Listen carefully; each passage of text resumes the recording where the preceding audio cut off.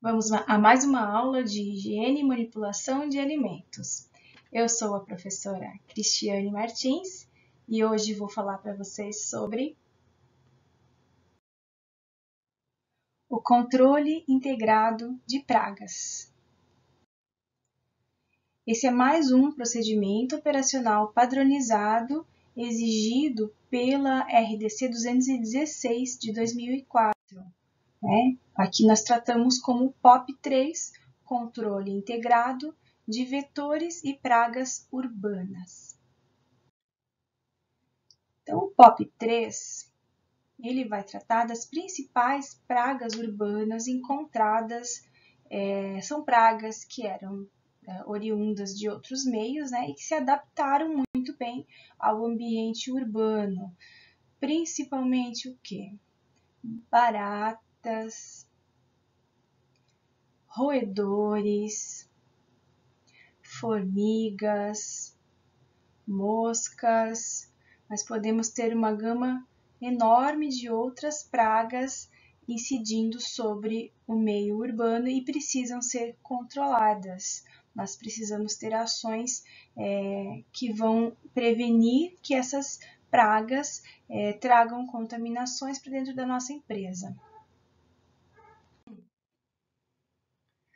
Quando nós falamos em vetores, nós estamos nos referindo a tudo aquilo que carrega contaminação para as nossas instalações, para os nossos estoques, cozinhas, os locais onde nós manipulamos os alimentos.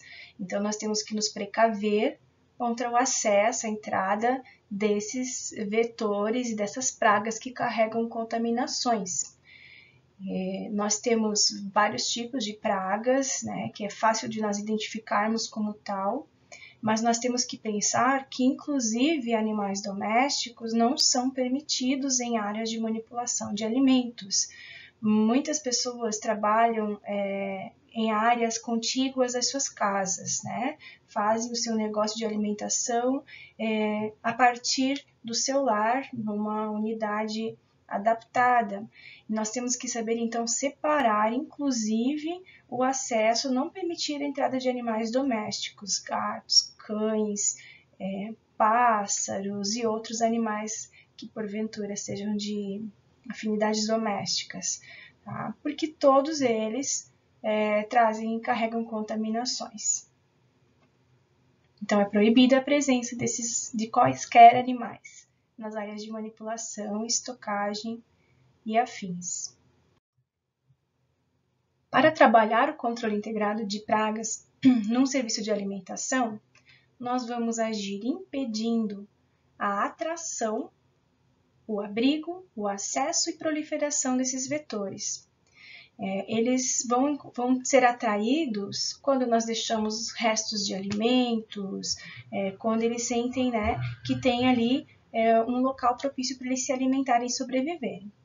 O abrigo, quando nós temos aí muitos locais onde eles se alojarem, se esconderem, então nós temos que agir contra, eliminando esses locais que poderiam servir de abrigo. O acesso, como é que eles vão entrar, acessar as nossas dependências, e se eles acharem lá um local adequado, eles vão permanecer e proliferar. Então, nós agimos sempre com ações preventivas, primeiramente, para que isso não ocorra, e, quando necessário, também fazemos ações corretivas. Elas têm que ser ações contínuas para que a gente tenha a eficácia desse processo. E esse processo, então, ele tem que ser revisto periodicamente para ver se está funcionando adequadamente. Vamos iniciar as ações preventivas falando um pouquinho sobre o controle químico. Esse controle, ele deve ser realizado a cada 6 meses, pelo menos, por uma empresa especializada que nós vamos contratar para essa finalidade. Pode ser uma empresa que vai prestar um serviço para nós, na nossa empresa, que vai além do controle químico. E esse controle, nós vamos pedir para a empresa especializada comprovantes de execução do serviço, onde contenha os produtos que foram utilizados, e nós vamos guardar as fichas técnicas desses produtos e vamos fazer o acompanhamento deste serviço na nossa empresa. Então, nós definimos alguém para acompanhar. Antes de iniciar a utilização do produto químico, nós devemos guardar, bem vedados, bem protegidos, todos os alimentos, utensílios, equipamentos que entram em contato com os alimentos, vedar as portas, manter tudo bem afastado, inclusive, se possível, afastar móveis, equipamentos das paredes, porque esse produto químico ele pode ser aplicado de diversas formas e uma delas é pulverizando nas paredes e teto até a altura onde for possível aplicar. Após a realização do serviço, nós vamos higienizar todas as bancadas, equipamentos, mesmo aqueles que nós conseguimos cobrir, podemos cobrir tudo com vedações plásticas. Mesmo assim, antes do uso, nós temos que higienizar corretamente todos os utensílios, bancadas, etc.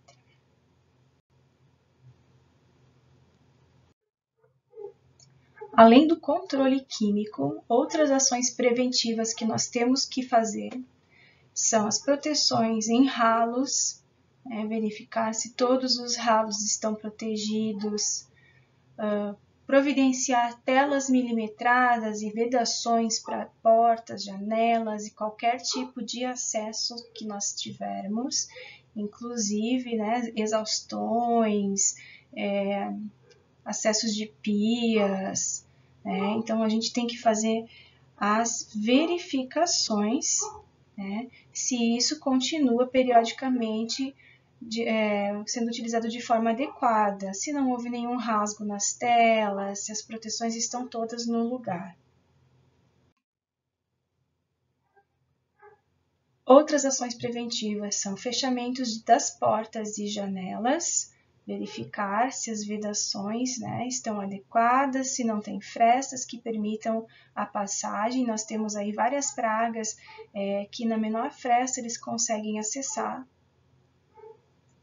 Ver se não ficou alguma fresta na parede, vãos entre as telhas, rachaduras. E sempre que nós verificarmos a existência de algo desse tipo, a gente tem que providenciar a manutenção.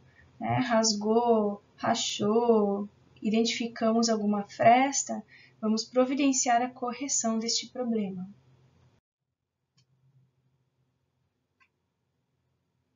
Evitar a presença de entulhos dentro da empresa e fora, nos arredores. Então, quando a gente vai verificar um local onde vamos montar o nosso serviço de alimentação, também devemos ficar atentos se não há acúmulo de entulhos nas redondezas, próximo a locais de despejo, ferro velho, locais onde fiquem muitas coisas entulhadas, podem ser um problema para empresas de alimentação.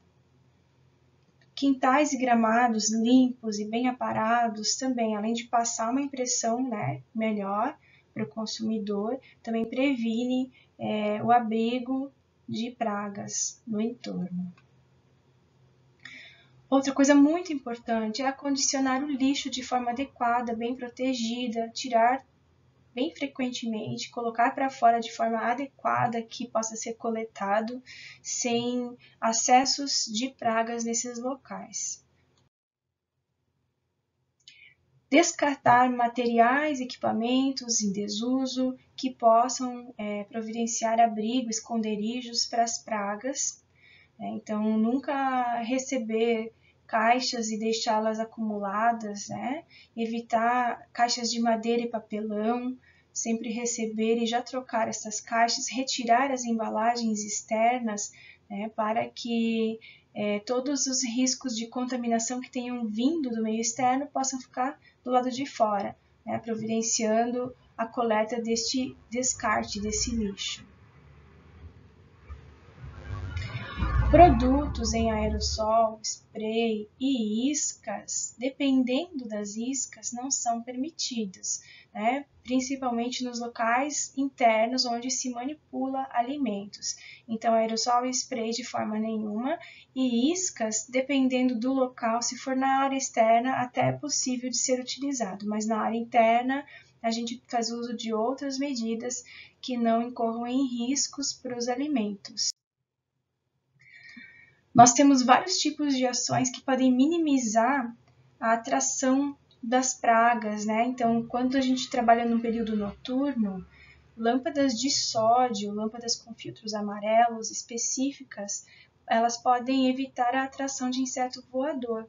Então, se nós posicionarmos uma lâmpada bem nos nossos acessos, né, da empresa, e essas lâmpadas forem atrativas para insetos, né, alados, nós vamos ter um problema recorrente. Cada vez que abrirmos as portas, abrirmos esse acesso, vai haver entrada de insetos voadores. Mas se nós tivermos uma lâmpada que não atrai os insetos, a gente evita um pouco este problema. Outra ação preventiva é posicionar armadilhas luminosas em locais adequados, que são um bom recurso para evitar, para a gente controlar a presença de insetos voadores dentro do estabelecimento, como moscas, né, de diversos tipos e outros. O legal é que a gente pode fazer o controle das pragas que entraram, né, pela verificação constante dessas armadilhas. Como que elas funcionam? Elas têm essas lâmpadas que atraem os insetos, então se houver algum inseto voando pela nossa cozinha, nosso estoque, ela vai ser atraída para essa lâmpada, principalmente quando está tudo escuro à noite, ou quando nós desligamos, terminamos, encerramos a nossa produção, vai todo mundo embora, desligam as luzes e elas continuam atraindo esses insetos. E os insetos batem e caem na placa de cola, e nessa placa, então, nós conseguimos acompanhar semanalmente, quinzenalmente, dependendo da quantidade de insetos que entram, né? Para ver se há alguma infestação diferente, se tem algum bichinho diferente que está acessando as nossas dependências, e essa placa ela é constantemente, então, trocada. Ultrassom é um outro recurso que podemos usar, é mais para afastar roedores, né, mas pode afastar também outros animaizinhos, né, então tem que usar com cuidado, mas ele é muito funcional. E a gente tem que cuidar para ter outras ações em conjunto. Por exemplo, não adianta eu ter um ultrassom, mas eu continuar com restos de alimentos jogados, sem cuidado com o meu lixo, porque eles acabam se acostumando, onde tem muita oferta de alimentos, né, eles acabam achando que dá para voltar, eles se adaptam àquele incômodo que o ultrassom causa e eles acabam voltando. Então tem que cuidar e fazer uso de outras ações simultaneamente. Nesse caso, o ultrassom ele age só pelo ruído e a gente não precisa daí fazer uso de iscas químicas, né? Tem vários tipos de isca, os mais modernos, eles têm uma ação mais rápida para evitar um pouco o sofrimento do animal, porque também quando nós capturamos alguma praga dentro das nossas dependências, nós temos que eliminá-la, né? Para que ela não volte a incidir sobre nosso serviço de alimentação. Também para o controle de roedores, a gente posiciona armadilhas de túnel com placas de cola. Placas de cola principalmente na parte interna dos nossos serviços de alimentação, e tem que ser colocado em locais estratégicos. Então, a sugestão é que a empresa que a gente contrata para fazer o controle químico preste esse serviço de colocar, posicionar as armadilhas e fazer a verificação constante. O nosso controle, o nosso POP, Procedimento Operacional Padronizado, deve incluir essas verificações e anotar quando que foi feita a verificação dessas armadilhas luminosas e placas de cola. Então, tudo isso que a gente falou foi ação preventiva, mas às vezes elas se misturam. Uma ação pode ser preventiva, mas ela também pode ser corretiva, quando eu verifico que houve uma rachadura e que está permitindo acesso e abrigo de formigas. Então, eu vou lá e tomo uma ação corretiva com relação a isso, e posso também no controle químico, né? Às vezes no verão a incidência de pragas é mais intensa, ao invés de eu fazer semestralmente, eu consigo aproximar um pouco e faço a cada 4 meses, se eu percebo que há necessidade, tem aumentado muito a quantidade de pragas incidindo.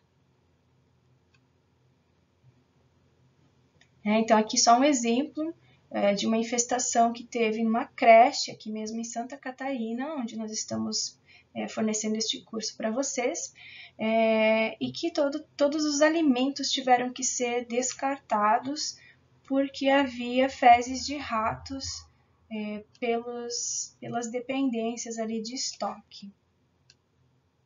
Então, isso causa um prejuízo, um desgaste, né, até emocional, e pode ser controlado e corrigido. Então, as ações preventivas e corretivas, elas necessitam de um constante monitoramento para verificação se eles estão sendo métodos eficazes. E aí a gente vai fazer esses monitoramentos constantemente, como eu já falei para vocês, a empresa contratada, ela vai nos ajudar nessa ação, isso vai estar tudo descrito no POP, e vai necessitar de um registro. Nós vamos registrar quando que foi feita a verificação, registrar os tipos de pragas que estão ocorrendo, quais providências foram tomadas, e manter esse registro disponível tanto para consulta local, para tomada de decisão, quanto para apresentar para dados de vigilância sanitária. Vamos falar agora sobre o manejo de resíduos. O manejo de resíduos sólidos ou descarte, ele deve ser feito tomando o devido cuidado para que a gente consiga fazer o reaproveitamento ou reciclagem daquilo que for possível reaproveitar. Então, pode haver a separação em vidros, metais, plásticos, papel, ou simplesmente separar os recicláveis, tomando cuidado que os vidros têm que ficar separados para não ter muitos riscos aí no descarte. Tá? Outra medida que nós temos que separar, então, é aquilo que é material orgânico e os rejeitos ou materiais inorgânicos que não são recicláveis. Então, pelo menos essas 3 separações nós precisamos acatar: orgânicos, recicláveis e rejeitos. Todo município ele tem sua legislação municipal que nós devemos estar atentos, então, a legislação federal e as legislações de cada município, que vão especificar como é feita a coleta, dados em que dias, de quantas vezes por semana essas coletas vão acontecer, sendo que é muito mais frequente a coleta dos lixos orgânicos e, às vezes, os lixos recicláveis têm uma coleta menos frequente. Então, como devem ser dispostos esses lixos, esses descartes de resíduos sólidos, vai estar descrito nessa legislação municipal. Com relação aos resíduos orgânicos, o óleo vegetal, as gorduras, elas têm um descarte diferente. Elas devem sofrer uma separação numa bombona adequada, num recipiente adequado e serem destinados em uma empresa autorizada. Nós não podemos fazer esse descarte de óleo usado em pias e na rede de esgoto. Tá? A gente tem que acondicionar o óleo em uma bombona apropriada para reciclagem e nos certificarmos de que o destino que está sendo dado é o destino correto para esse tipo de resíduos. Então, normalmente é feito um contrato, alguma forma de se certificar de que essa empresa que nós estamos destinando o nosso óleo usado está fazendo a reciclagem da forma correta. O momento em que vai acontecer o descarte desses resíduos, a gente deve programar para que não ocorram contaminações nos nossos serviços de alimentação. Então, nós temos que organizar momentos em que entrada e saída de alimentos e resíduos não coincidam com o mesmo horário, providenciar horários distintos para cada atividade. Então, muitas vezes eu preciso retirar os resíduos sólidos mais de uma vez ao longo do dia. Eu não posso deixar isso acumular por muito tempo, mas o melhor horário é quando a produção está parada, eu sigo um fluxo desde a recepção dos meus alimentos, armazenamento, os pré-preparos e preparos, e a distribuição do alimento. Então, enquanto a gente está lá com tudo já parado, sendo higienizado, é um momento em que a gente pode utilizar para a retirada dos descartes, dos resíduos, onde não há produção de alimentos. E se não é possível fazer isso, então que haja um local separado para essa retirada dos lixos, para não haver contaminações. O descarte de resíduos deve priorizar lixeiras, recipientes com acionamento por pedal, acionamento sem contato das mãos, devidamente tampados e, antes de se colocar o lixo, verificar se tem sacos de lixo posicionados dentro desses recipientes. Os lixos não vão acondicionados diretamente nos recipientes. E isso deve ser feito num local separado, distante de alimentos estocados, distante da manipulação de alimentos. Esses recipientes, eles precisam passar por uma higienização, ou seja, uma limpeza completa, envolvendo limpeza mais desinfecção. E essas limpezas devem ser diárias, principalmente quando nós estamos falando de lixos orgânicos. Essas foram as informações que tínhamos para passar para vocês sobre controle integrado de pragas e manejo de resíduos. Siga todo o roteiro estabelecido e, além disso, para ter mais informações, assista aos vídeos de apoio sobre controle de pragas e manejo de resíduos e também leia o texto de apoio disponibilizado.